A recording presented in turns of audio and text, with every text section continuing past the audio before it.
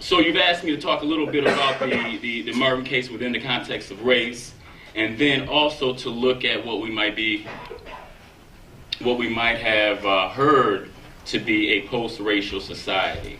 And I think that such an exploration requires that we have a dialogue that moves from a local to a more systemic understanding, in which case we must understand the primary issues surrounding Martin's death long before February 2012. Now, many of you know that Trayvon Martin's parents were in D.C. today, and God bless their efforts to educate a nation. Interestingly, last week, D.C. celebrated its 150-year anniversary of the emancipation of slaves. So D.C.'s slaves were freed months prior to other slaves in the country, which would then find itself engaged in a civil war over what to do with black folks. Later in the 1920s, Justice Oliver Wendell Holmes Jr. would describe the U.S. Constitution as a great experiment. It's also interesting to note that Justice Holmes was an early proponent for the Stand Your Ground law, known then as the castle philosophy, which dates back to Old England and the idea that a man's home is his castle and his inherent right is to protect that castle. Now, the death of Trayvon Martin has revived yet another series of national debates. I won't call them dialogues because dialogue implies there's some listening and some learning going on. But these dynamic issues include the effort to protect the civil rights of a young man who was now unable to speak for himself, and then to find some justice for Martin's family.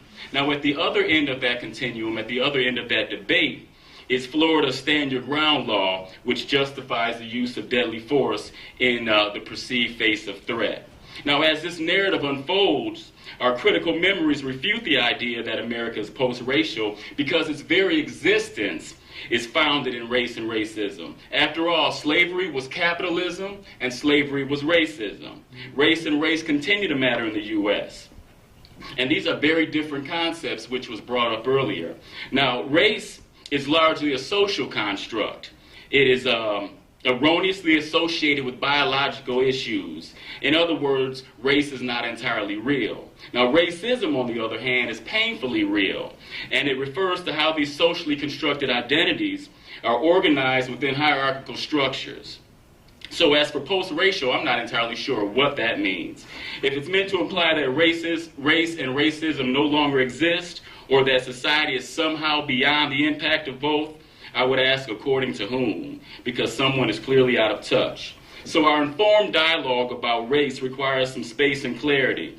Too often these conversations come about as a result of tragedy, at which time real hope for understanding is lost. So I ask the question, how long will we continue to behave in this way as a nation? Now, admittedly, debates about race and racism have gotten bizarre.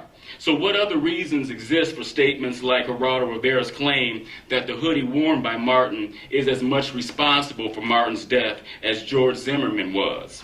Rivera would go on to say, I'll bet you money that if he didn't have that hoodie on, that nutty neighborhood watch guy wouldn't have responded in that violent and aggressive way.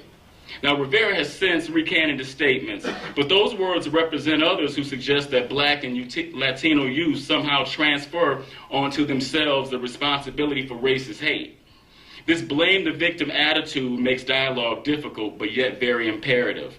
Rivera's words feed into a racial schema that young black men do not create entirely for themselves, especially when considering the degree to which popular culture applauds their athletic achievements and the sportswear sought by so many of these men. So one might argue that Martin's case has been sensationalized, but how many young black men have died without much attention paid to their deaths? A truly post-racial society would attempt to answer such a question. But we see that mass attention is still needed to create just a little of the necessary discomfort to begin this conversation. The nation paused only momentarily in 2006 when Sean Bell died under 50 bullets by NYPD.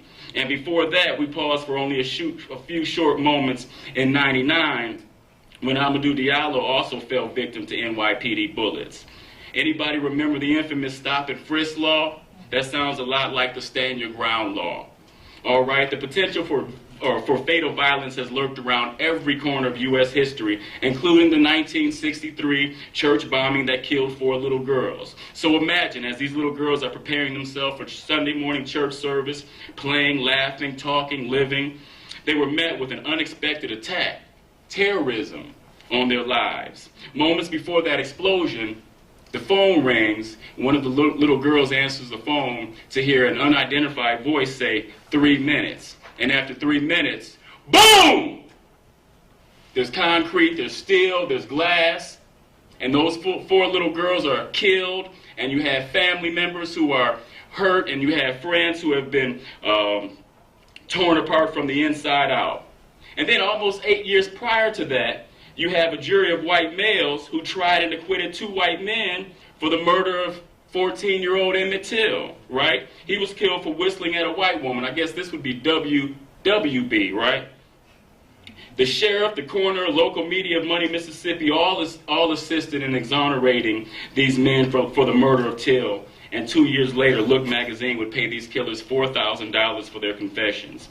These are the representations of race and racism that inform our critical memory. So in conclusion, James Baldwin once said that history lives in the present. I take this to mean that we carry with us the legacies of previous generations. According to his 911 call, Zimmerman saw what he deemed to be a suspicious-looking character in the neighborhood. This, like the other examples I mentioned, sounds like racial profiling. Certainly, racial profiling is not an attribute of a post-racial society.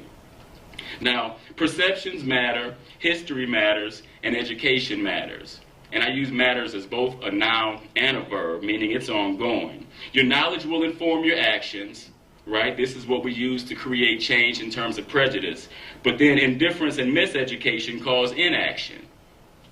So America is more than black and white, which is why it's kind of a tricky thing, because race and racism impact everybody, either directly or indirectly. So education is essential to change those attitudes, which then changes our actions. And the actions are what will eliminate racism. You don't eliminate racism by sitting back and watching. Racism is an act, and the only way to refute an act is with another act. So you get the education first, you get the awareness first, you get the consciousness first, but then you got to go out and do something. And if you're not doing anything, then you're basically saying, all right, I condone racism. And I'm going to leave it at that.